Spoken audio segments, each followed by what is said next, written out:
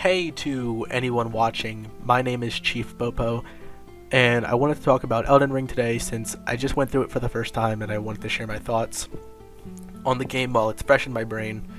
And I wanted a place just to put it or record all my thoughts, so I figured I'll just make a video. I mean, I haven't made a video since the 5th grade, so see how well this goes.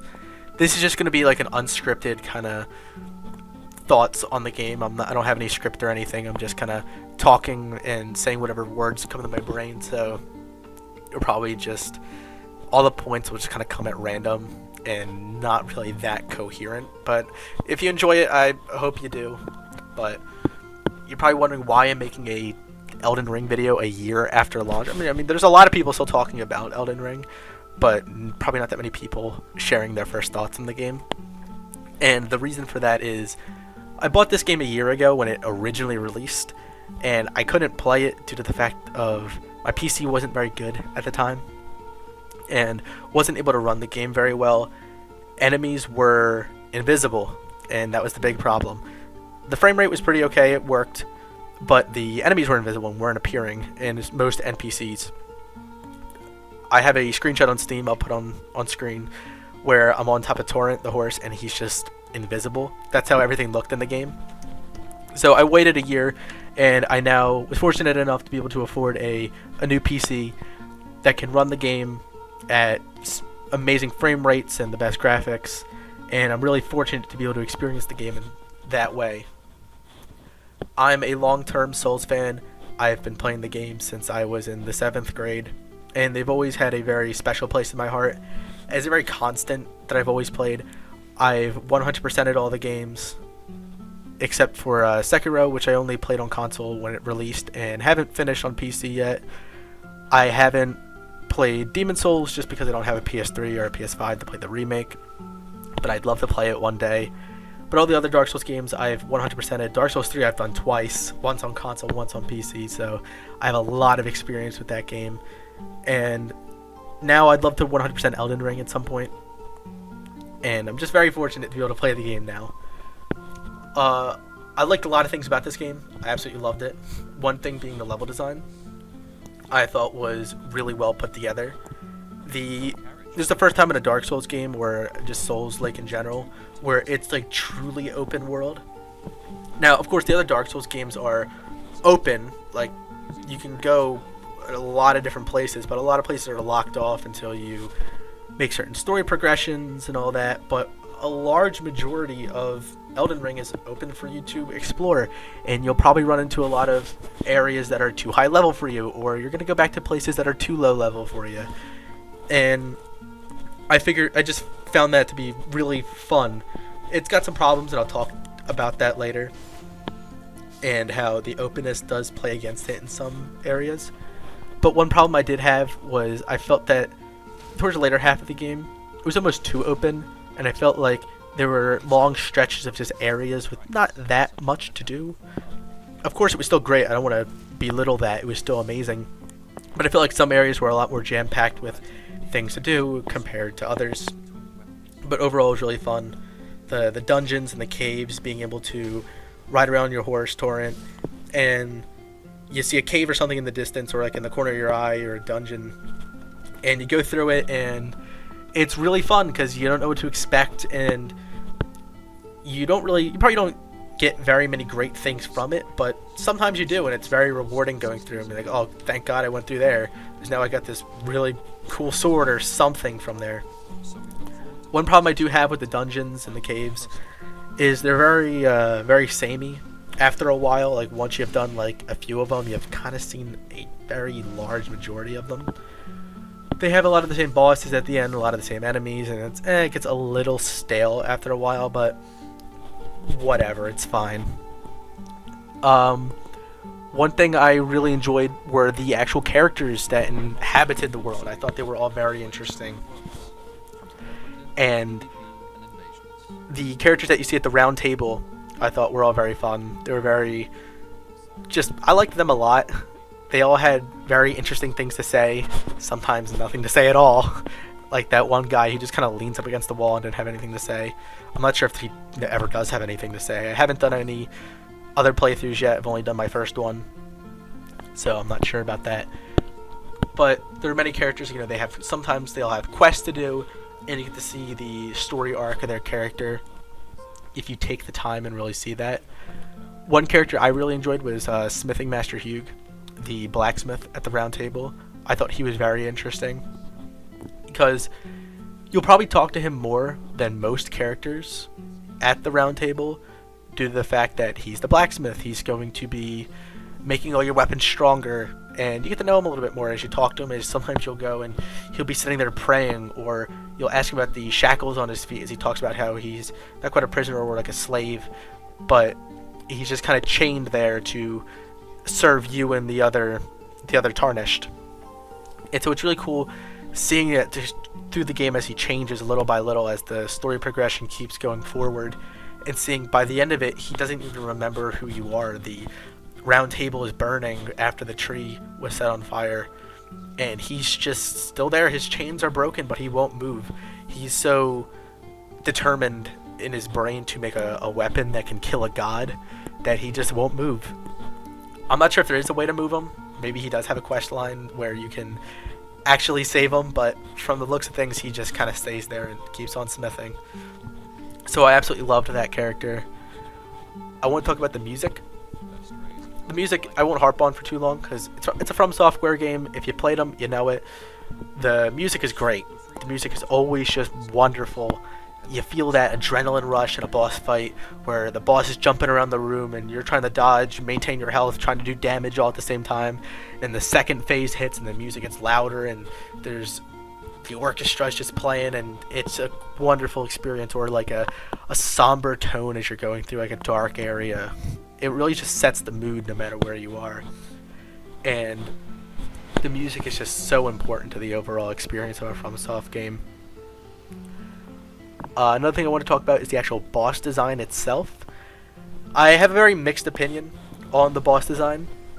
Now, a very positive one on the mainstay bosses, like the main, like achievement bosses, the ones that From Software really wants you to see. But I felt that some of the optional bosses weren't that good. I felt like they were just kind of reskinned. They were all right, but there were a few optional ones that I thought were phenomenal and some of my favorites in the series, and I want to go through them now. A few bosses that I felt were some of my favorites, some of the highlights. Now, this isn't all of them. I don't want you thinking like, oh, this guy only enjoys these like 4 or 5 bosses and the other like however many there are all just he thinks they're shit. No, I thought they were wonderful. I'll talk about how I felt some bosses were reskinned or just added again after I go through this list, because it's the only thing it's not a scripted video, but I have a little list here of some bosses that I want to highlight. So the first one being is the Dragon Lord in the Crumbling Farum Azula. I thought was really, really fun. He's an optional boss you can go up against, that double-headed dragon, and it's like a giant coliseum that like morphs around you, and it's really cool, the boss being so far away from you and you're like running towards them and they're shooting that like red lightning at you, trying to keep you away, and you're trying to like dodge and weave, trying to actually close the distance and the gap between you two. And I found that the double-headed dragon nature of the fight was really fun, as it kind of kept you on your toes a lot. Like when you're up against the boss and you're hitting them, trying to get as much damage in, the one dragon might be breathing like that yellow fire in front of him to make sure like the front of him is protected, or he might be doing the side, and how the other one is shooting that like red lightning from the sky to make sure you're not sitting in one spot for too long, to really force your hand to be a bit more mobile in the fight. And this fight isn't a huge running match. Like there are times where like the boss will just kind of go to the other side of the map. It's like, oh shit, I gotta run all the way over. But it's not that bad. But it's really cool when the boss starts teleporting, when he like disappears for a second, he comes out of midair and swoops down at you, or he takes that giant like claw where it turns red and goes and slash you. Really, really just fun fight, and it gave me a lot of trouble, and I was really happy to finally defeat it, as it was a great feeling going through that fight with that awesome set piece, the music, just great. Another one that I have to talk about this one. Everyone, you've probably heard, if you know Elden Ring, you know this boss. It's on a lot of the art. I'm pretty sure it came with the collector's edition. Melina, one of the demigods in the game. Her fight is probably one of my favorites in the Dark Souls series. Probably one of the hardest bosses I have ever fought in any of the games. I think I had a little bit more trouble with Slave Knight Gale in Dark Souls 3, but I see a lot of people saying that Malenia is even harder, which I wouldn't even argue. Malenia is extremely difficult, and I had so much fun with that fight. The area is beautiful with all the flowers everywhere. Kind of reminded me of the boss in Metal Gear Solid 3 at the end of the game when you finally go up against her and you're in that like field of white flowers for anyone that's played the Metal Gear series. And she holds no punches at all. She's constantly in your face, constantly jumping. She's got those swords hitting you, really just giving you a run for your money. And after really just chipping away at her health, trying to get those hits in, you start her second phase, which is, in my opinion, even harder. It's the cutscene that plays in the middle is really cool, where she is kind of like picking herself back up, and she's got those giant wings behind her, and she tells you like, "Oh, you're about to experience true horror." And it's like, yeah, I am, because this fight is insane. And how once she hits you, she's got like those kind of like AoE like knockback attacks, like when she comes to that like giant like orange flower, like if you get closer you're gonna take damage. And how she'll give you rot, which is I hate the rot mechanic. I don't think it's bad. I think it's just I'm really terrible at managing status effects when I play these games, so it was definitely difficult to manage, but definitely keeps you on your toes, making you really avoid those attacks, which I just thought was really fun, and just an amazing boss overall. Another one is Godfrey, the first Elden Lord. He's definitely one of my favorites in the game. The second to last fight, right before you enter the tree, this fight was just awesome. You just feel like you're really going up against the David and Goliath situation here. And he's got that giant axe he's trying to hit you with. He's stomping the floor. You know, you're trying to dodge him out of the way. And the first half is really cool, but I thought the second half was just like even better when he takes the head of his lion and he just like kills it and takes its power, and he just becomes like feral in like a last ditch effort to make sure you die. He's covered in blood and he's like charging at you with his hands. Like, you know, he just threw his weapon away. He's trying to grab you, throws you up in the air, slams you down, he's hitting you. Just really, really cool set piece as well, with like the tree burning right behind you. And overall, I just absolutely loved it. Now, my absolute favorite boss in the game is General Radahn. I thought his fight was just so much fun. Being able to go to that giant desert with him in there. He's on that small horse, but he's this ginormous suit of armor. And there's all those NPCs that you met along the way who are there to fight with you, and you can summon like however many. There was like 7 or 8 who charge up this beach with you at this giant desert to attack him, and it's so much fun. And the second half of the fight's awesome, where he falls from the sky and starts like slamming you, and like the screen turns purple. Really, really cool. Now, I felt with this fight, this was definitely a me problem. I think I went in a little too over leveled because I killed him pretty fast, but I could definitely say I wish it went on a little bit longer because I accidentally killed him a little bit too quick. But definitely my favorite fight. Really, really cool set piece. It was jaw dropping, beautiful. Loved everything about it. And with the over leveling, puts me into another small segue with the game. And that's the open world nature of it, which I do love, but a person like myself, and it might be a me problem, so I won't harp on it for too long, but I'm a very 100% oriented kind of player when it comes to games. I like to get everything done, 100% everything, see everything that the game has to offer, and I felt I did that with Elden Ring as well, where I explored the whole map. I tried to go into every single dungeon I found. I did every optional boss, and by the time I did some bosses, I felt like I was super over leveled in what should have been a crowning moment in the game. I felt I just steamrolled my way through, and it wasn't as rewarding as some of the other bosses in the past Souls games, where your progression is a little bit more linear, so you're going to be closer to the boss's actual level, or a little bit under. But I think that's just a me issue. Another thing I want to talk about is the actual final fight. So I have mixed opinions on the final fight. Radigan, the first stage, I thought was excellent. I thought he was really fun to go up against. I just found it to be a great time. His moveset was awesome. It really feels like a Journey's End going against this guy in the tree. Really fun. But the Elden Beast is where I have some problems with him. Now, the Elden Beast itself isn't that difficult of a boss. I thought he was fine. It worked. But it's beautiful, don't get me wrong. The boss itself is beautiful. The arena is beautiful. The music. It really just feels like, alright, this is the end. The same way Radigan did. But the fight itself, gameplay-wise, I thought was very just meh. His attacks were pretty easy to dodge. And the fight went on a little bit longer than it should have, I'd say. Because of the constant flipping of his location. He was constantly, like going on the ground or flying over you and just going across the map. And that's pretty annoying because the fight felt more of an endurance match than it did an actual fight where you're just kind of running at him the entire time. And by the time you get to him, half your endurance is gone. And it's like, well, damn, now I can only get a few hits in and he's going to teleport again. And it's kind of a pain in the ass.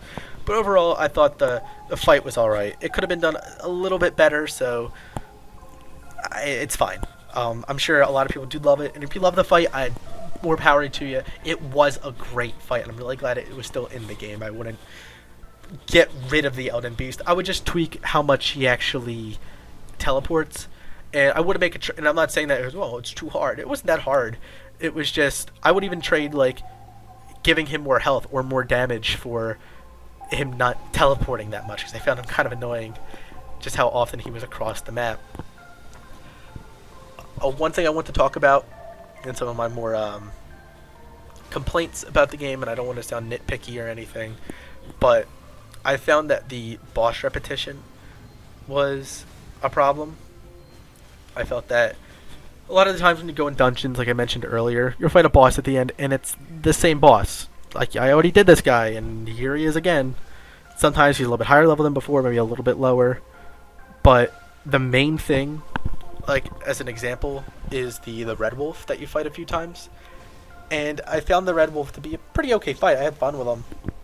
But it's, then you see the Red Wolf again. And then he's somewhere out in the wild, and then he's in a dungeon somewhere. It's like, I fought this guy, like, 4 separate times. So it's not as impactful as it used to be. A comparison, I'm not sure if this is probably the best comparison at all, so I'll take it with a grain of salt, I guess.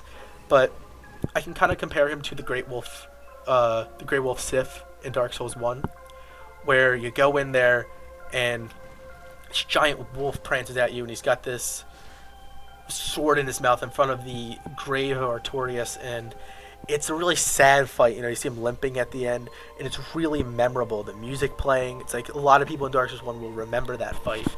And Red Wolf, I feel, is not as impactful, because imagine if you're playing the game and, oh, alright, I fought Sif, what a great fight.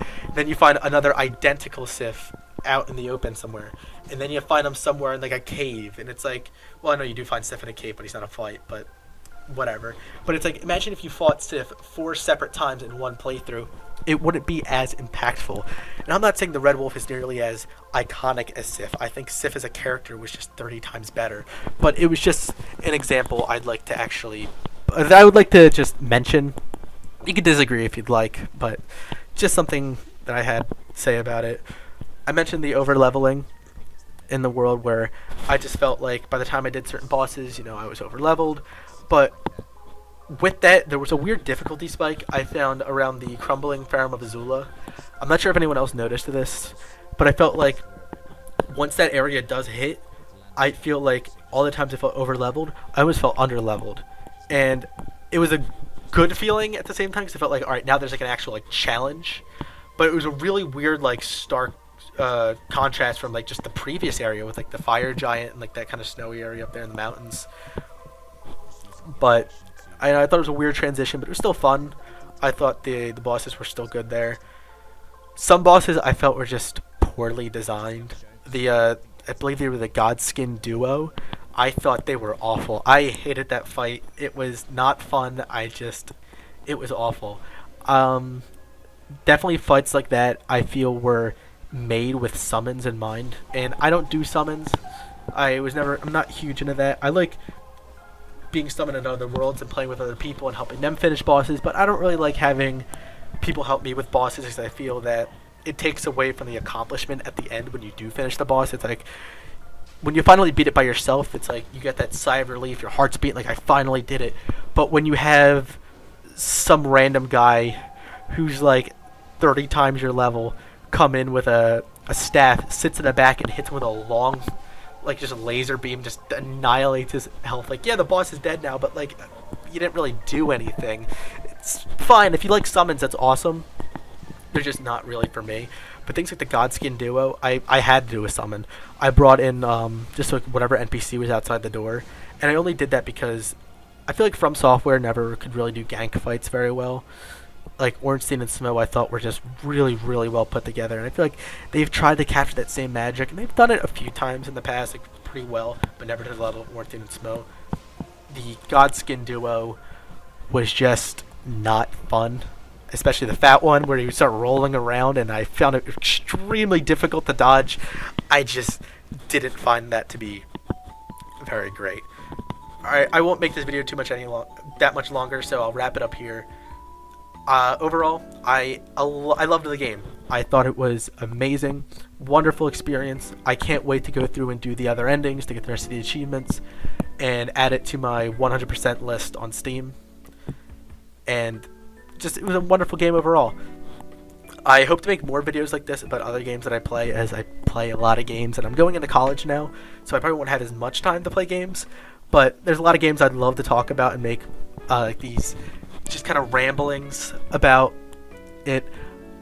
I gotta learn how to edit videos. This video is gonna be edited by my friend Jack, so hi Jack, you're probably editing this. Thank you. I'm sure I'll make more with my own editing eventually. I want to talk about Sekiro, if I do 100% that game one day. A bunch of games on my backlog I'd like to go through and play. I'd like to talk about all the other games I played in the past and all those other things.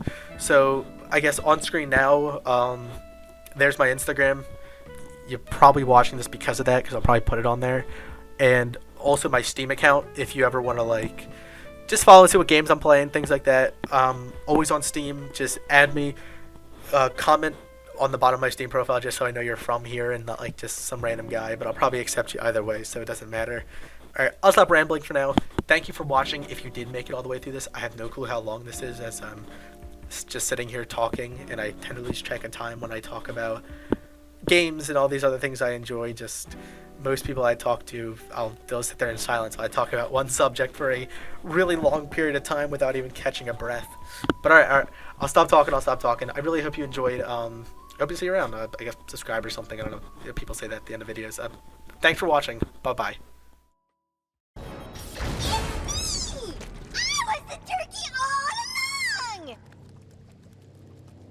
I was wondering what that turkey was doing there.